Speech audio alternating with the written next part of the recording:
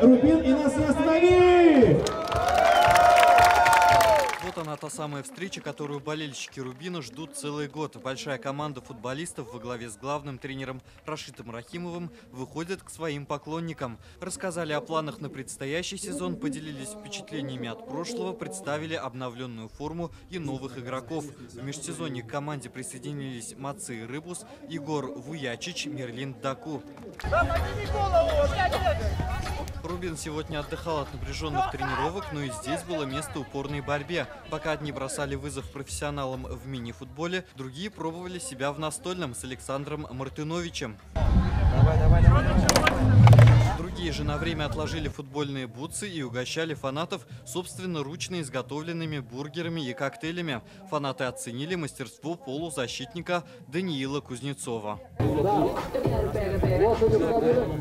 В это время главный тренер команды Рашид Рахимов начал партию в шахматы с болельщиками клуба. Здесь были все атрибуты традиционного пикника. Мы очень рады видеть наших фанатов, те люди, которые приходят на стадион, нас поддерживают и в трудные минуты, и когда победы.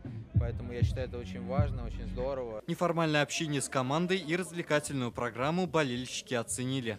Мне очень нравится Александр Зотов. Это очень умный игрок, который видит поляну и спереди, и сзади. Первая игра, на которую я сходила, это был Рубин Оренбург. Вот с этого дня почти на все матчи хожу. Я очень рад и горд тем, что команда в прошлом году вышла опять, вернулась, скажем так, совместно с нами в Премьер-лигу.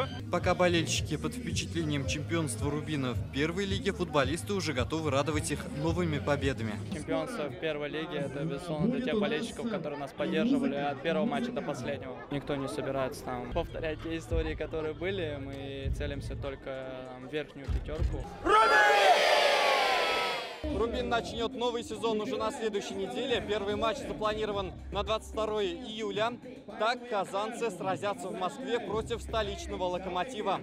Рузаль Шарипов, Адель Миндубаев, ТНВ, Казань.